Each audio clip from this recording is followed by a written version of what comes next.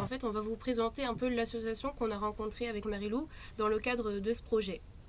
Oui, donc ça s'appelle la Quincaille et en fait c'est une association située dans la ville de Langoiran, dans le village de Langoiran plutôt, et qui a 4 pôles d'activité différents.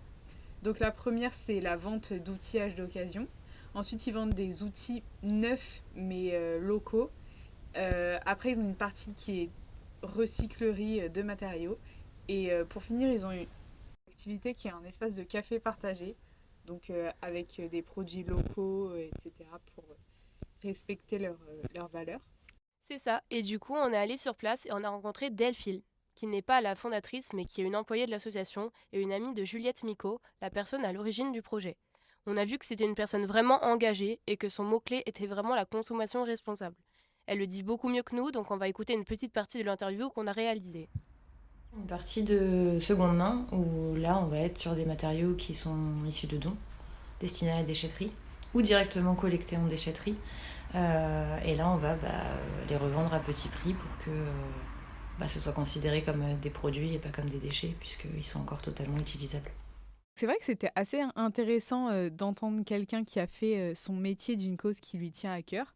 Donc, comme on vous le disait, on est allé sur place et il y a quelques mois de ça. Et l'ambiance était vraiment intéressante.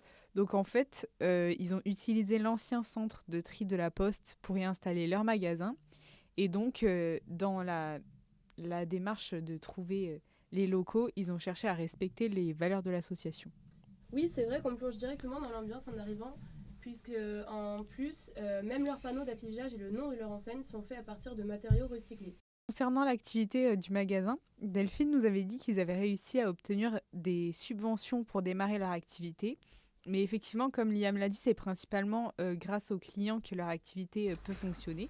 Ils aiment le projet, donc ils ont envie de le faire vivre et donc ils savent qu'il nous faut des clients. La deuxième, c'est que ils vont très certainement trouver ce qu'ils cherchent. Et la troisième, c'est que ça va être à petit prix. Puisque c'est de la seconde main, en tout cas, c'est beaucoup moins cher que sur du neuf. Et si c'est du neuf, ils vont pouvoir l'acheter à la pièce. Donc en fait, ça va leur revenir toujours un peu moins cher. C'est vrai qu'on pense rarement à la seconde main dans le domaine de l'outillage, alors que dans un contexte comme celui-ci où les gens cherchent à acheter moins cher, c'est vraiment une solution. Et après, c'est vrai que la Quincaille, c'est l'une des rares enseignes locales qui propose du moins cher et que parfois les produits locaux sont un peu plus onéreux. Mais c'est important de faire vivre ces petits commerces, d'autant plus que la qualité de leurs produits est souvent meilleure que celle des produits de supermarché. Avant de se quitter, on vous recommande le podcast Cultiver l'avenir, un regard sur les initiatives sociales et agricoles réalisé par une étudiante de notre classe. On vous remercie d'avoir écouté ce podcast et on espère qu'il vous aura plu. Merci et à bientôt. À bientôt!